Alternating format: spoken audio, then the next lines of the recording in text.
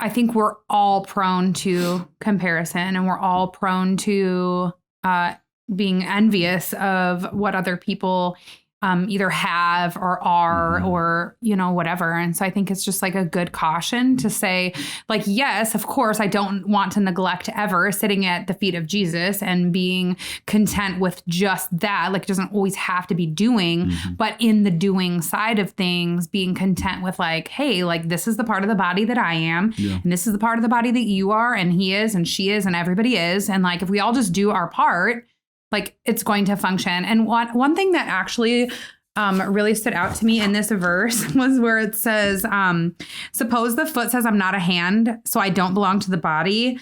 By saying this, it cannot stop being part of the body. And then same with the ear and the eye. And it makes me think like, there's many times where I think that people think, oh, well, because I'm not a missionary or because I'm not a pastor or because I'm not a leader, then that means like I'm just a mom over here. Yeah. Right. That means I'm not really part of anything. I don't really have anything to do with it. Well, like, you're still part of the body. Absolutely. Whether you're over here or over there or up there or down there. Yeah. And it doesn't give us an excuse because we don't have maybe the skill set that somebody else has, or the talents that somebody else has, or the singing voice that somebody else has, or, the reach or the platform that somebody else has.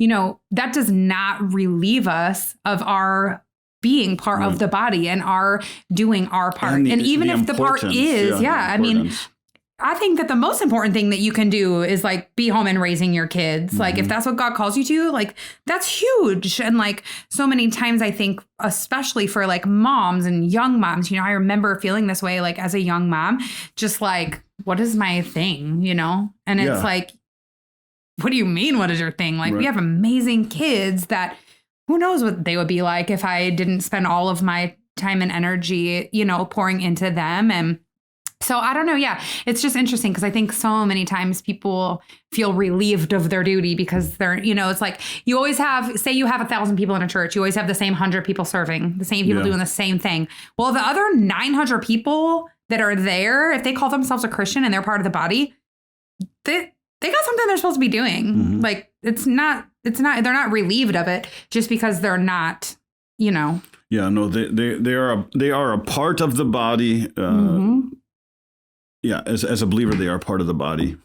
I suppose they could be discontent or content by how well they're performing in their call and purpose. But there's also a time and a season too. As I look at, for sure. As I look at this specific picture of Mary and Martha, there may be a time where Mary is a Martha and Martha is a Mary too. Totally. Like, sometimes when we're encountering people, as I'm thinking about this verse in real life, times where I thought, this person should be more active or more doing.